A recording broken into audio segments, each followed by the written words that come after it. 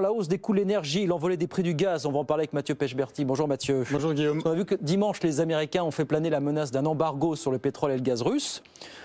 Les Européens, on a entendu Bruno Le Maire, sont beaucoup plus mitigés parce que l'Europe, mine de rien, est en train de comprendre ce que serait la vie sans le gaz russe. Et c'est vrai que tout ça ne serait pas sans conséquences, Mathieu, il faut le dire, évidemment. Ah non, très clairement, on voit bien que la décision, en tout cas que la menace que font planer les États-Unis est une menace facile pour eux, parce que les États-Unis sont indépendants en énergie, à la fois en gaz et en pétrole.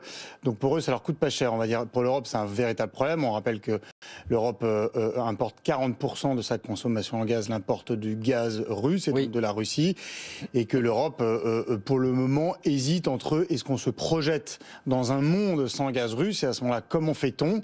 Et très honnêtement, il y a beaucoup de points d'interrogation là-dessus, en étant capable. Et puis d'autres situations comme les Allemands, Olaf Scholz disait hier que les importations russes sont évidemment essentielles et que vivre sans gaz russe est impossible, ou qu'en tout cas il faut du temps pour le préparer. Alors nous importons. Alors c'est vrai que les situations ne sont pas les mêmes. Nous importons 17% de notre gaz de Russie. Les Allemands, c'est 55%. Voilà. Donc c'est pas la même.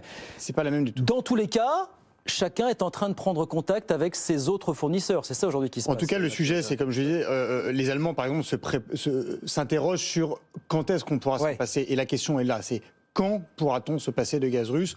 Aujourd'hui, à date, dans les semaines à venir, c'est absolument impossible. On a rappelé les chiffres à l'instant. Et alors effectivement, on essaye quand même de réduire un petit peu cette dépendance. On sait que le gouvernement français, par exemple, l'opérateur de gaz français Engie prend des contacts avec les autres fournisseurs de gaz de l'Europe et de la France.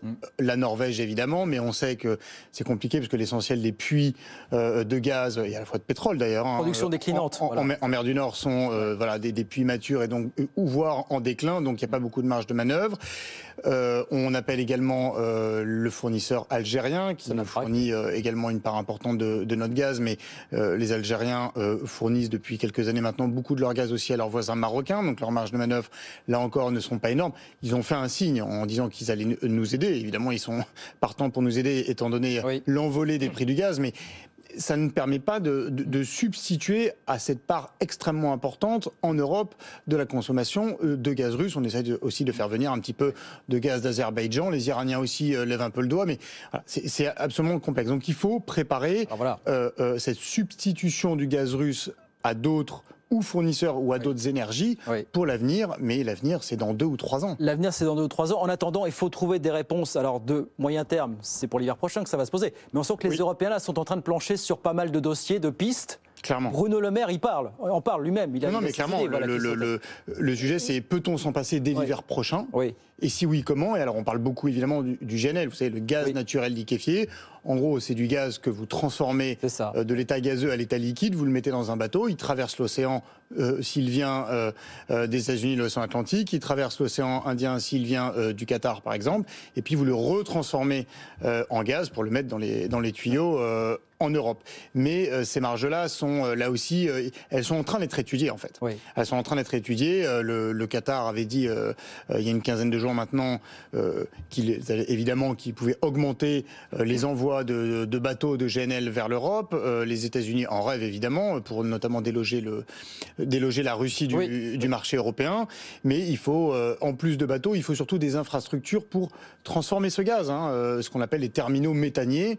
Et il n'y en a pas beaucoup en Europe. En France, on en a 4 en France. On en a 4 en France.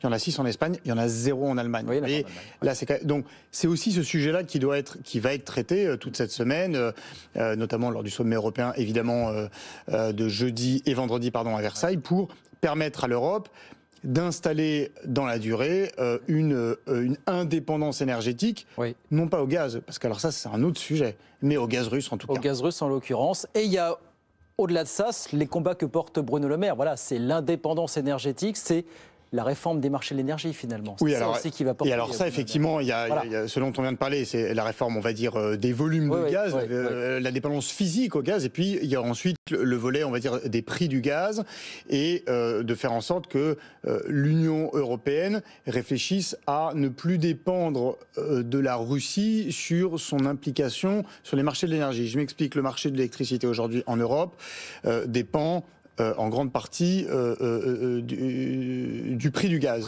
Et donc du poids que la Russie fait peser sur ce marché. L'idée qui est défendue très clairement depuis plusieurs mois d'ailleurs par la France et par Bruno Le Maire, c'est de décorréler finalement ce lien entre le prix de l'électricité et le prix du gaz pour permettre à l'Europe de décider elle-même de ses prix d'électricité, mais d'ailleurs aussi elle-même de ses prix du gaz.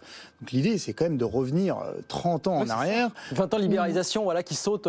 Ça fait 20 ans que l'Europe libéralise les marchés de l'énergie, à la fois l'électricité, le gaz, qui sont très liés évidemment aux marchés mondiaux. Là, l'idée, c'est de revenir en arrière pour permettre à l'Europe de tenir ses prix et de ne plus être dépendant comme on peut l'être aussi sur les prix du pétrole, par exemple de l'Arabie Saoudite ou des États-Unis maintenant, mais voilà, d'être indépendant aussi en termes de prix, que l'Europe puisse fixer son prix de l'électricité et fixer aussi son prix du gaz.